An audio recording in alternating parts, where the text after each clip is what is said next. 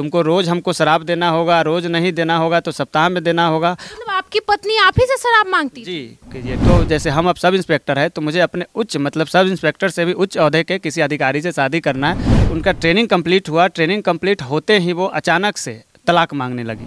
2012 को हमने love marriage किया था। तुम्हारे साथ क्या गलत किए सिवाय किसी के सोने के? मैंने तुम्हारे साथ क्या गलत किया ये बता। ये बस अच्छी क्वेश्चन। सिवाय किसी और के सोने के। मतलब ऐसे ऐसे शब्द जब एक पत्नी अपने पति को कहती है तो सोचिए कि एक पति पे क्या बीतेगा। हम लोग एक साथ तो रहेंगे लेकिन एक कमरे में नहीं रहेंगे, अलग अलग रहेंगे। और मैं अपने कमरे में किसी को भी लाऊंगी, आप सवाल नहीं करेंगे। जितना भी ये लत है ये नौकरी में जाने के बाद उनको हुआ। ये अकेले मेरा कहानी नहीं है, इस तरह के ऐसे लाखों पुरुष है जो अपना पीड़ा अपना दर्द खुद सहते हैं। मैं आपको बता रहा हूँ, बहुत बार ऐसा होता है कि रोने का मन करता है, पुरुष भी रोना चाहता है। जितने भी लोग देख रहे हैं, आप जो पुरुष हैं आप अपने आप से स्वयं पूछिए कि लास्ट टाइम आप कब रोए थे। पुरुषों को रोने का भी अधिकार नहीं है, रोने का मन होता है लेकिन ये आ जाता है बात कि आप मर्द हैं, आप रोएंगे तो लोग क्या कहेंगे। कोई देख लिया तो क्या होगा कि हाँ पुरुष होकर रो रहा है। खूब रोने का मन करता है, पुरुष को भी दर्द होता है, खूब पीड़ा होता है, लेकिन रो नहीं पाता है कि नहीं आप पुरुष हैं, आप नहीं रो सकते हैं। दोस्तों अभी बिहार के मुजफ्फरपुर में है और मेरे बगल में जिस शख्स को आप देख रहे हैं दोस्तों, इनकी पत्नी इनका पूरा जीवन बर्बाद कर दी है। 2012 में लव मैरिज किए थे ये सोच करके कि पत्नी साथ देगी, पूरा जीवन तक मेरा हाथ पकड़ के चलेगी। लेकिन नौकरी लगते ही बहुत स्ट्रगल किए अपनी पत्नी के पीछे, बहुत मेहनत किए हैं और CISF में नौकरी लगा और तुरंत तलाक मांगने लगी। मेरा नाम सुमित है, मैं मुजफ्फरपुर जिला बिहार का रहने वाला हूँ। मुजफ्फरपुर के रहने वाले आपने 2012 में लव मैरिज किया था? जी 22 अगस्त 2012 को हमने लव मैरिज किया था।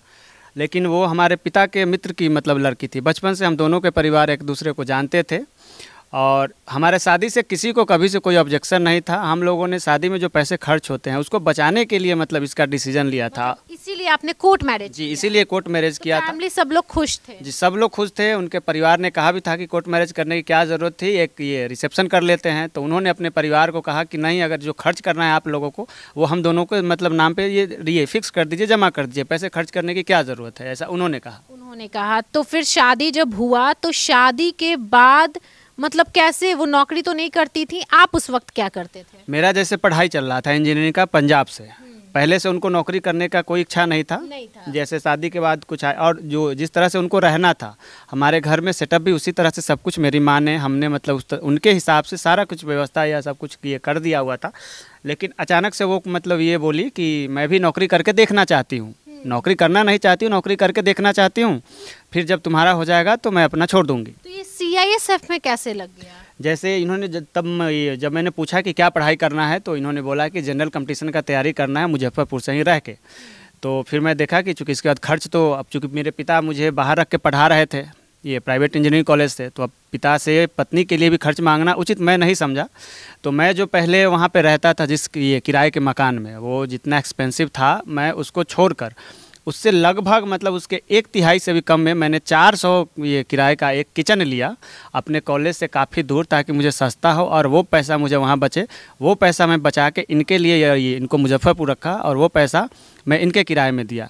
और जैसे और भी सारे कुछ जैसे बुक्स है, कोचिंग वगैरह के लिए जो पैसा चाहिए होता, तो मैंने उसके लिए ये किया कि अपने घर से, शायद मैं इस देश का पहला मतलब ऐसा स्टूडेंट होऊंगा जो अपने घर से 1200 किलोमीटर दूर पंजाब में सारा राशन का सामान आटा, चावल, तेल, प्याज, गेहूं सब ट्रेन में रख के ले जाता था, केवल इसलिए ताकि मेरा वहां पे खर्चा बचे और वो पैसा मैं इनके पढ़ाई पे लगा सकूं। आप मतलब संक्षेप में ये कहिए कि एक आदमी के पढ़ाई में मैं 2 आदमी का पढ़ाई मैनेज किया। तो शादी के बाद रिश्ता बहुत अच्छा था, सब प्यार से थे आप लोग?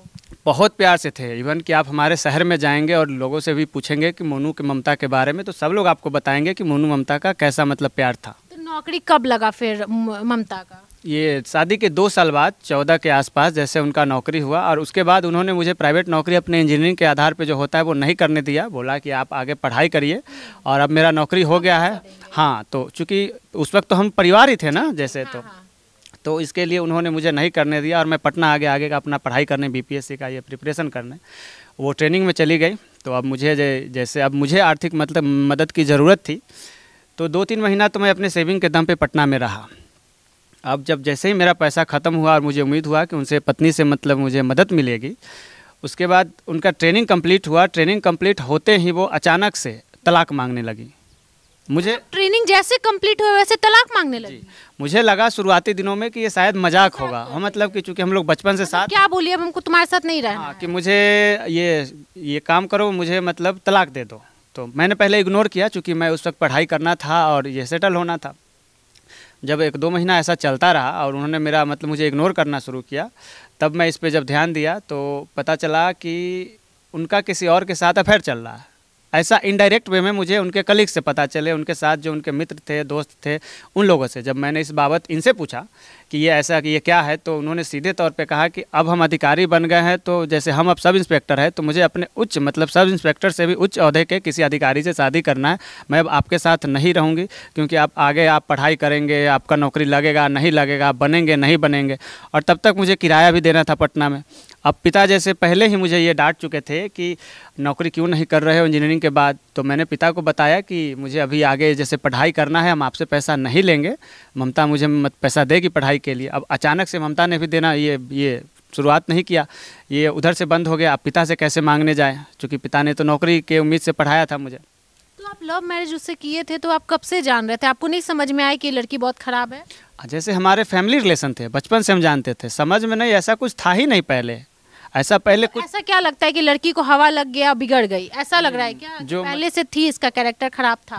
नहीं, पहले से ऐसा कुछ मुझे नहीं पता था। अगर रहा भी होगा, जहाँ तक मैं जानता हूँ ऐसा कुछ नहीं था।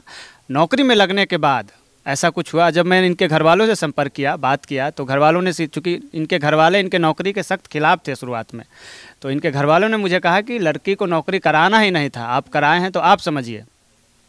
और जैसे अब वर्तमान समय में इनके वही घर वाले अब ये कहते हैं कि इसको तलाक अगर आप नहीं देंगे तो आप कीमत चुकाने के लिए तैयार रहिए, आप पे झूठे एलिगेशंस लगा के मुकदमे डाल दिए जाएंगे। जैसे ये महिला है, तो महिला का कोई तुरंत सुनता है कि आप पे जैसे दहेज का केस या ये डोमेस्टिक वायलेंस का केस ये आप पर लगा दिया जाएगा। जब नौकरी लगा 2014 में, तो अभी तक तलाक मांग रही? अभी कुछ महीने पहले, जैसे मैं तब लगातार प्रयास करता रहा, इनके घर वालों ने जब मुझे ये कहा कि अब मेरी बेटी दरोगा है मेरे गांव भर में, अब उसके वजह से हमारा प्रतिष्ठा है, उसको मतलब आप तलाक दे दो, नहीं तो आपके लिए ठीक नहीं होगा। जब मैंने इनसे पूछा कि वो परिवार जो आपके नौकरी के खिलाफ था, आपको नौकरी नहीं करने दे रहा था, तो ये कहती हैं सीधे, मैं उनके शब्द आपको बता रहा हूँ, कि मेरे घर वाले अब मुझसे पैसे लेते हैं, मैं उनको इकोनॉमिकली सपोर्ट करती हूँ, तो वो लोग मेरे विरुद्ध बोलेंगे कैसे। मैं तो एक पुरुष होने के नाते अपनी पत्नी के जैसे इच्छाओं का सम्मान किया, उन्हें पढ़ाया लिखाया, लेकिन जब बात उनके जिम्मेवारियों की आई तो वो तलाक मांगने लगी। क्या बोलती है, क्यों तलाक लेना चाहती है आपसे? उनके दोस्तों के माध्यम से पता चलता है कि आज वो किसी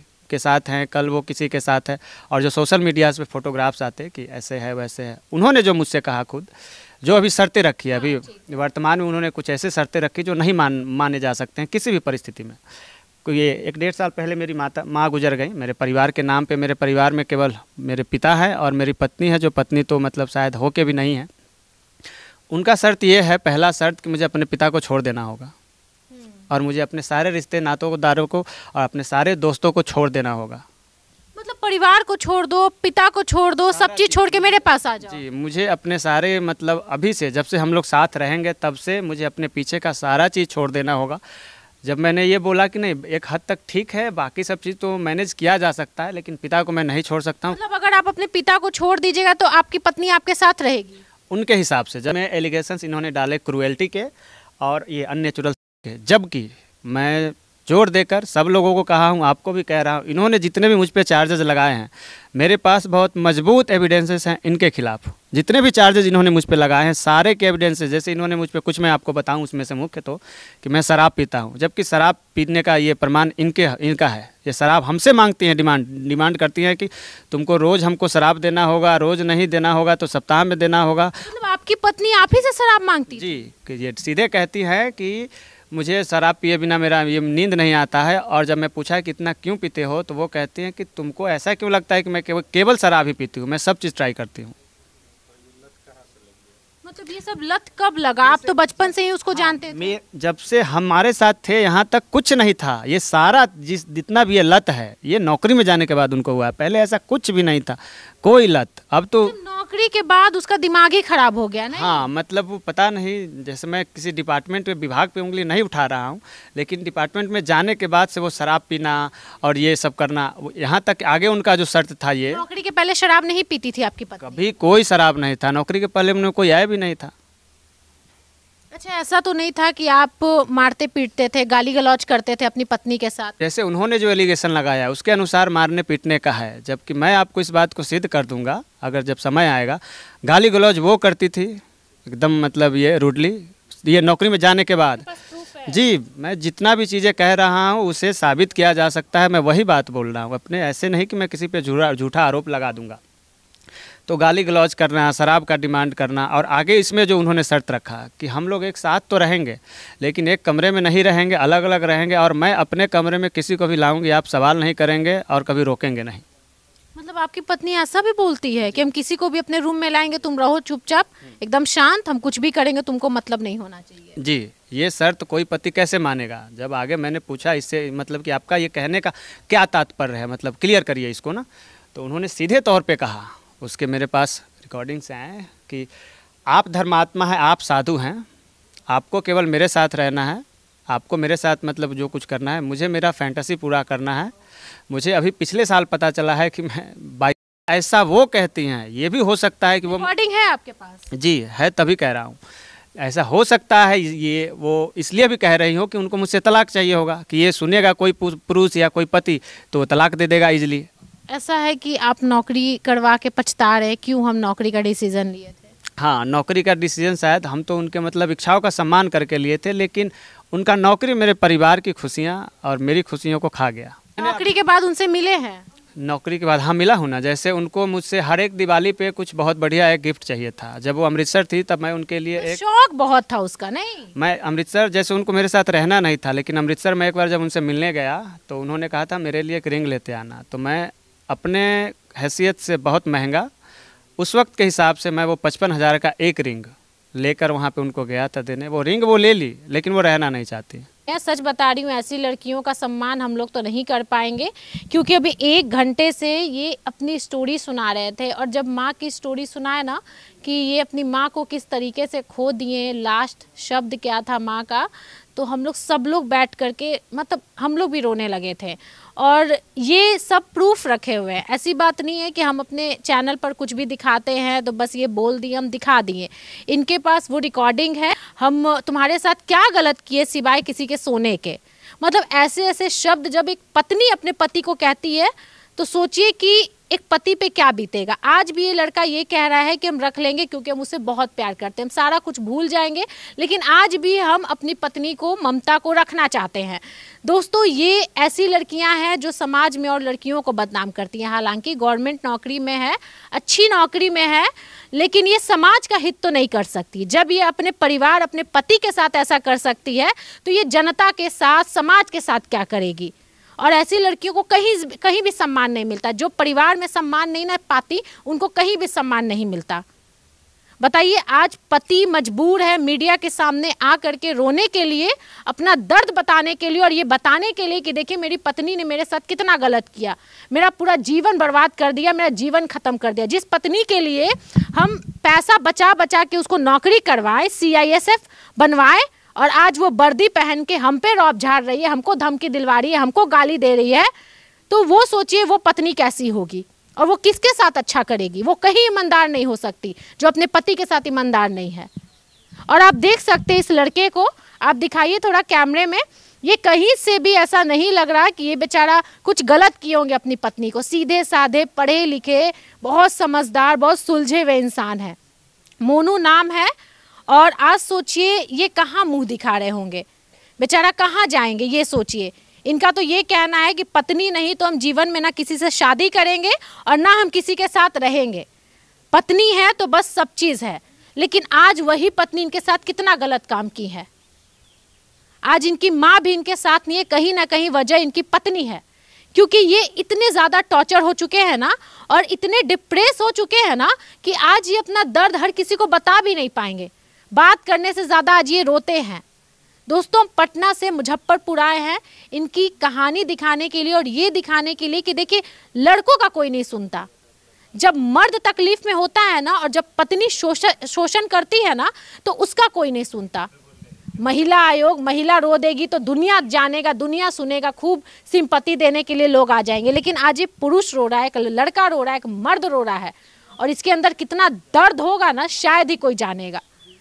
दोस्तों, इनको इंसाफ दिलाने में आप लोग भी मदद कीजिएगा। हम मुजफ्फरपुर में हैं और बिहार के हर लोगों से मैं यही कहूंगी कि ऐसे लोगों को इंसाफ दिलाने के लिए आप इस वीडियो को शेयर कीजिएगा और तमाम लोगों तक, तमाम अधिकारी तक, ममता जहां पे काम करती हैं उनके अधिकारी तक इस वीडियो को पहुंचाइए और दिखाइए कि वो लड़की अपने पति के साथ कितना गंदा काम किया। नौकरी लगते ही वो दूसरे के साथ भाग गई और कहती है कि हम किसी के साथ भी रहेंगे, तुमको क्या मतलब है।